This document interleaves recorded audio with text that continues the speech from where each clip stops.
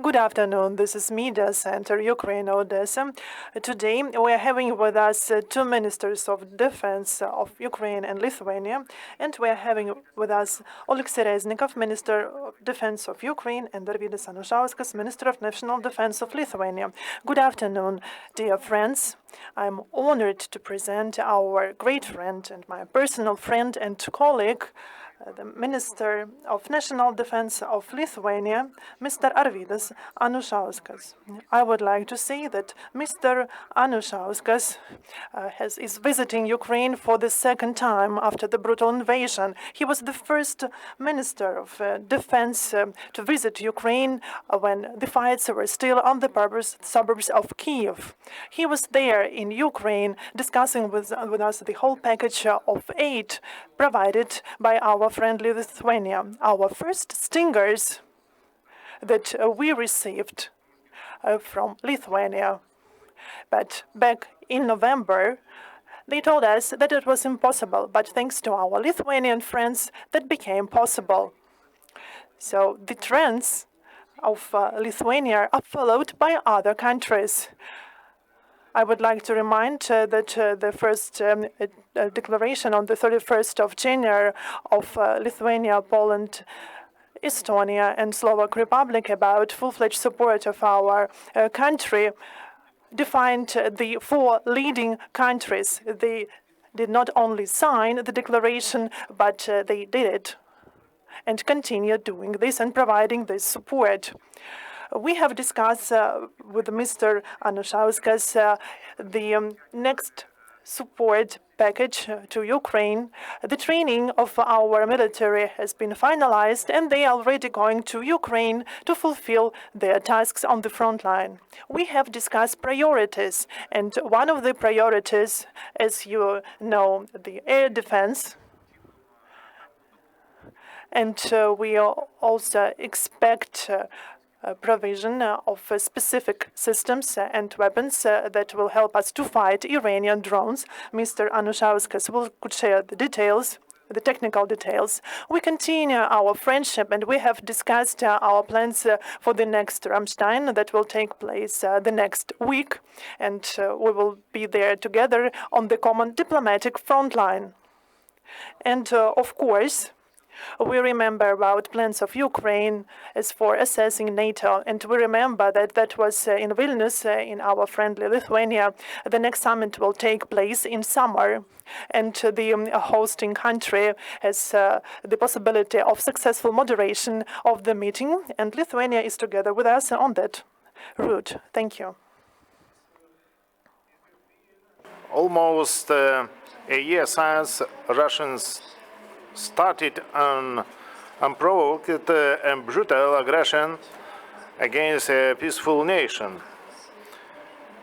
It is almost 1 year brave Ukrainians are demonstrating will and dedication to defend their country, and at the same time the values of democratic Europe. I remember coming to Ukraine last March. It was not easy to see the footprint of Russian aggression in your capital, Kiev. During the half month of war against Russian aggression, I truly believed that you will manage to stop Russians. And today, after 1 year, as I stand here, I am more than ever confident that you will prevail. I know it was a very hard year for all Ukrainian nation. I also know that the road to victory will not be any easier.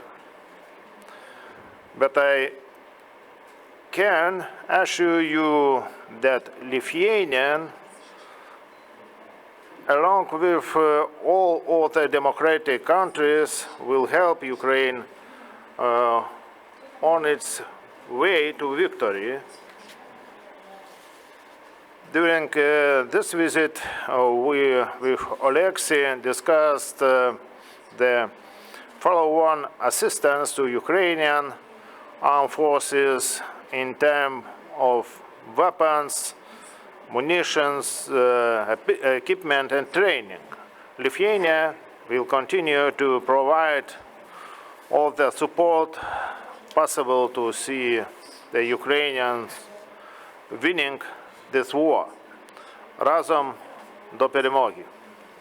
Together to victory. Thank you. I will start with the question addressed to both ministers, and then I will give floor to my colleagues. I have two questions. How many Lithuanians are fighting here on the side of Ukraine? And there were rumors that Baltic countries, Lithuania and Finland, can close the Russian Federation in the Baltic Sea. Is it realistic? Can we hope for this?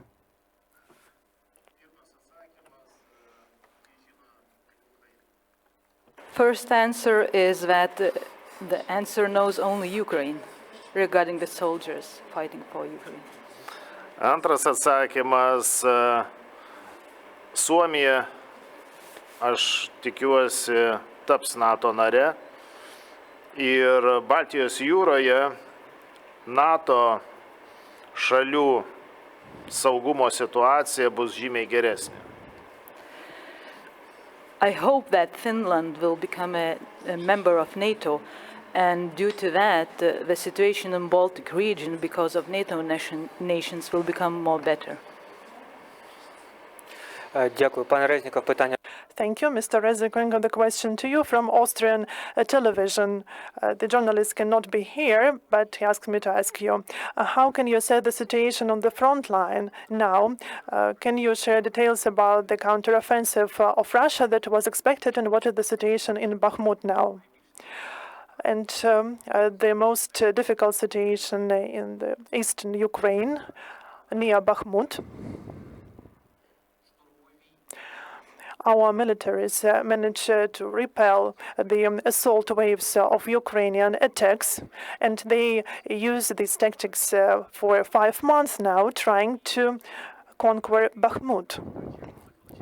But their losses are significant, and the main mission of our armed forces is to increase these losses and to decrease the power of the armed forces of the Russian Federation that they would like to use in a real big offensive, which we cannot exclude, because we can see the concentration of the military of our enemy, and we know that they love symbols, because on the 24th of February it will be the year of the open phase of war. But we should remember that the Ukraine-Russia war started in 2014. It was hybrid, and now this is an open, full-scale war. The General Staff says, and Valery Zaluzhny also says, that the situation is difficult but controlled.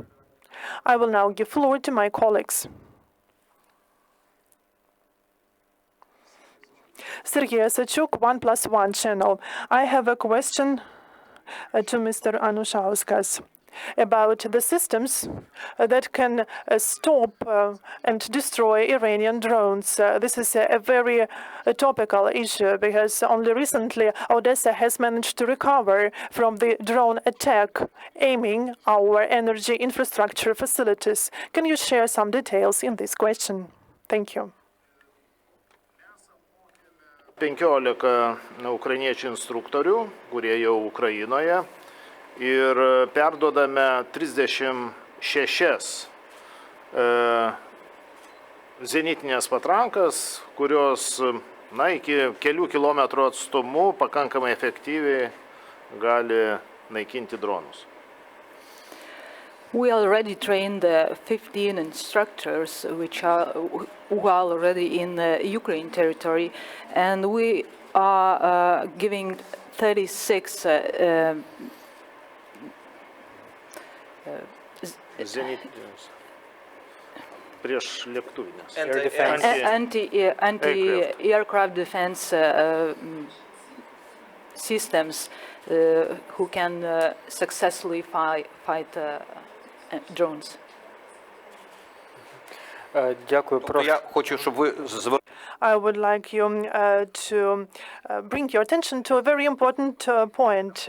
They provide us not only air defense systems, but there is also the trainers program provided by Lithuania. They have already trained the instructors that will allow us to have more time for our Ukrainian instructors trained in Lithuania to train the units here in Ukraine. And this is a very important aspect, the modernized training. And if you allow, I have the question to Mr. Reznikov now. Just recently, some of the mass media have informed about long-range weapon from the United Kingdom, and Mr. Zelensky mentioned this yesterday. Do you have any details? Yes, but I cannot share them. Because we have agreed with our partners that when there is the decision made for supplying specific types of weapons to Ukraine, the right of announcement is with our partners, those who supplies these weapons. So perhaps this will be officially announced within Ramstein or within as a part of another statements, but the details and prospects are good. The next question, please. Суспільне. I have a question to Mr. Reznikov. As for a possible offensive, new offensive of Russian military, is there any threat for the southern part of Ukraine and Odessa region in particular? You know, I don't like to have to make any forecasts because I am a lawyer in the background. But when it comes to military prospects and the possibilities of Russian attacks, and we, with our partners, can see the groupings of the military, in particular using satellite imaging. They need to prevail in the Black Sea to pose any threat for Odessa and Odessa region. But you know that after using Ukrainian Neptunes that sent the Russian Moscow vessel to the bottom of the Black Sea, and that was for the second time for the last 100 years, because previously that was during the war with Japan. We also have not only artillery, but also harpoons, which are also anti-vessel systems. That's why I don't see how they can approach the coastline in the Black Sea. As for the land approaches, and they failed the last time because they needed to go through Mykolaiv, Kherson, but thanks to the bravery of Mykolaiv, it was impossible for them, and they have already, Kherson was liberated, and the bridges over the Dnipro River also destroyed, which also hinders their offensive here. As for the most southern part of the region, there is a possibility because then can have their additional manpower and equipment. That's why the situation is more difficult there. I now mean Zaporizhia, and then further to the Donetsk Oblast. Thank you. The next question. I have a question to our honored guest. I would like to thank your country for that significant support of Ukraine. And I have a question. This is your second visit to Ukraine. The first time you were here when the situation was the most difficult. Now you can see the changes in the situation. Can you share your impression of these two visits? How do you feel about the changes? Vizitas kovo mėnesį buvo Kijeve ir išties situacija buvo sudėtinga, bet ministras patikino, kad greitai prie Kijevo okupantų nebus. As I already mentioned, my first visit here in Ukraine was in Kiev in March, and the situation was really intensive. But I was assured by the Minister of Defense that the situation soon will become better. Ir aš tikiu ministro prognozėmis, nors jis jų nemėgsta. Okupantai bus tikrai išvaryti iš visų Ukrainos teritorijų.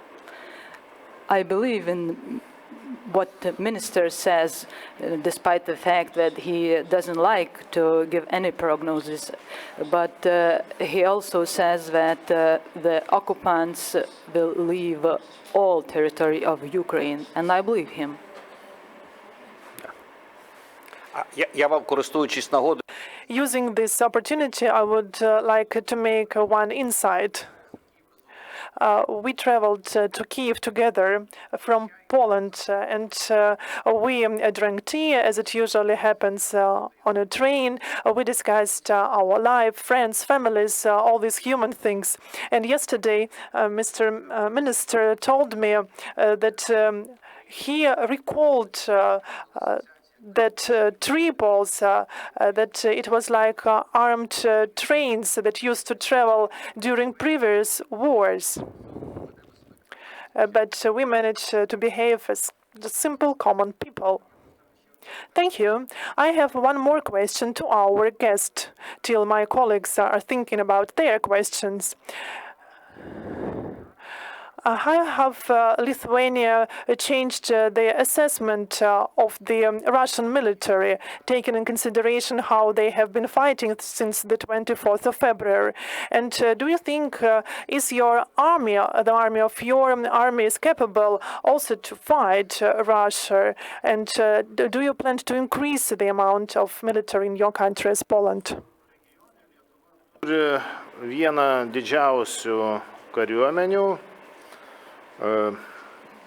Mes turime 20 000 žmonių ir pagal gyventojų skaičių Lenkija turi gerokai padidinti savo kariuomenę, kad pasiektų tai, ką turi Lietuva.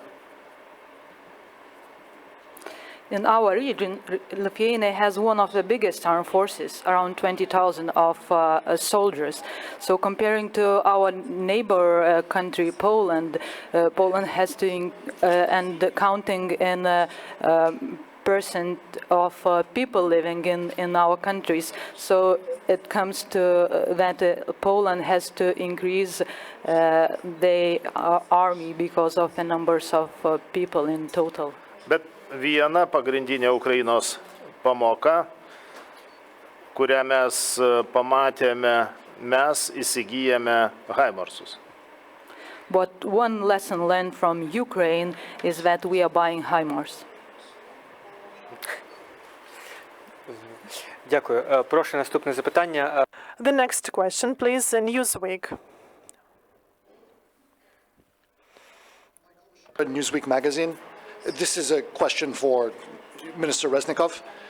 What is Ukraine doing in order to ensure that there's a sufficient quantity of well-trained, well-armed, well-motivated men and women in the armed forces? And I ask this partly because from personal observation, there are certain regions of Ukraine where if I'm on the street, no one from Voyenkomat approaches me to ask me for documents. And there are other regions of Ukraine where if I am on the street, every hour or two, some representative from Voyenkomat will approach me and ask me for documents. And I'm curious what explains that difference.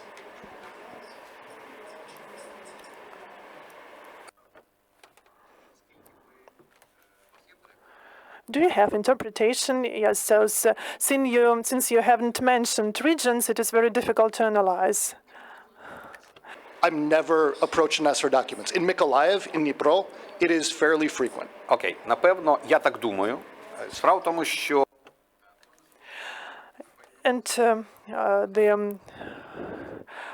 the military commissariat is the old name. Now we have the recruitment centers, which are responsible for mobilization and other issues, which are the part of the armed forces of Ukraine.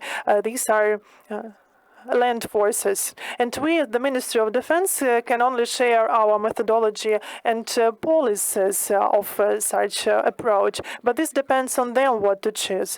And this depends on the head of the recruitment center. You say that in Odessa no one approaches you. This means that the head of the military, of this recruitment center is successful in his or her work, and there is no need to fight additional people. But in other cities, not everyone who have displaced there have registered there. And the law says if there is internal migration, if you are a displaced person from one place into another, you need to come to the local recruitment center and you need to register yourself. Of course, if you can be called to the armed forces of Ukraine. The notification is only an invitation to come to interview in the recruitment center. And then the decision will be taken later whether this person will be called to the armed forces of Ukraine or not. Of course, we know this criticism, and every time we explain to recruitment centers how they need to fulfill their work. But human is error, and I understand that such things can happen. I have a question related to the question of Michael, a follow-up. The e-register that was first discussed in 2015. What is the stage here? There is this system called Oberich, which we started implementing together with Mr. Federer, Vice Prime Minister on the digital transformation before the invasion. And we have even created the special positions for the recruitment center. We have provided training for the personnel. We have provided computers for them, but then the work started. Because they now have numerous papers that have been accumulated for many years. They need to scan everything and to digitize this information. The country is big, the population is large, and recruitment centers did not have enough time to fulfill these tasks. So the work is ongoing, but still we have mainly papers for this. And we have discussed with Mr. Fedorov how we can use DIA application to simplify the process, including the possibility of changing registration when a person moves from Kyiv to Uzhhorod.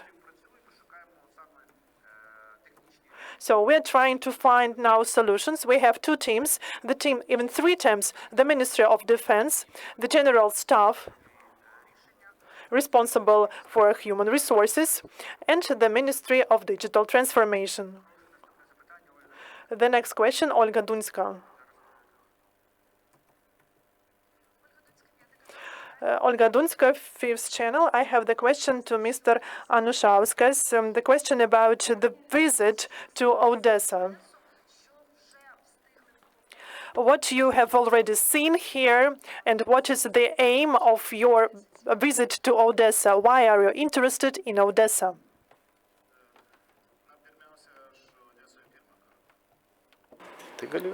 First of all, it's the first time I'm here in Odessa. Ir tikrai norėjusi pamatyti ne tik, sakysim, Kijevo regioną, bet ir Odesos pietus. And I had the will to see not only Kiev region, but also South Odessa region. Šie regionai pietuose yra vienas pagrindinių taikinių okupantų. This region in the south is one of the main targets for Russians. Ir manau, kad būtent ką pamačiau ir man pristatė grūdų trafiką, kuris vyksta iš Odesos uostų, Rusijos pastangas stabdyti visą tai. Ir aš manau, kad tarptautinė bendruomenė turi kaip tik padaryti žymiai daugiau, siekdama užkirsti kelią Rusijai stabdyti grūdų tą vadinamąjį koridorių. I was informed about the situation about concerning the grain traffic in the sea, and the Russians' attempts to stop the grain traffic. And I think that the international community should do more in order to stop Russians from hammering the grain traffic and trying to stop them. Я додам, I'd like to add, because Mr. Anušauskas is very modest, he has not only visited Odessa Oblast, but yesterday we also visited Mykolaiv. And Mr. Anušauskas had a possibility to communicate with locals, with Kim, Marin, General Marchenko, and there was also the briefing, sharing details to Mr. Anušauskas about defense of Mykolaiv, when Mykolaiv tried to surrender Mykolaiv to attack Odessa. Oleksii Reznikov, the head of Ukrainian Navy, made a presentation on Mykolaiv about a fantastic operation of sinking Moscow military ship. And he showed us how it actually happened.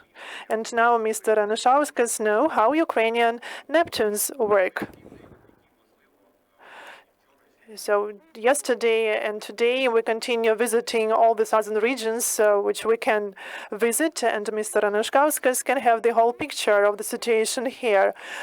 We also wanted to visit Kherson, but unfortunately we don't have enough time because Mr. Anušauskas has his working schedule. But the next time we can visit Kherson, and I would like to invite Mr. Anušauskas to visit Ukrainian Crimea after its liberation. Thank you. The next question, please. Anatoly.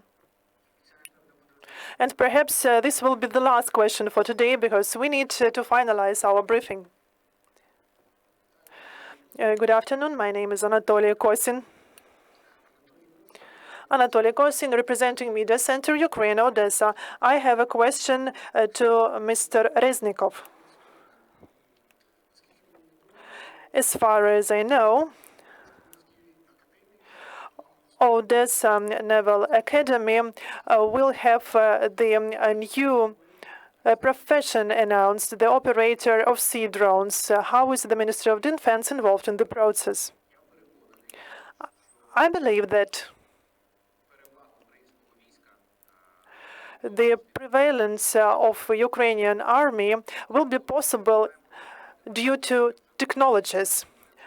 And I also believe that we need to develop the army of drones. We need drones not only in the air, but also drones in the sea to attack our enemy and to ensure surveillance. That's why we need to make a public order. We have such tool when the ministry can make a public order for the scientific circles, and such programs, such curricula can be included in the educational institutions to prepare pilots and operators of the unmanned vehicles, because the operators that we have now are mainly volunteers. Now we have a project which is called OCHI, translated EYES, that covers different types of drones, the household drones, military drones.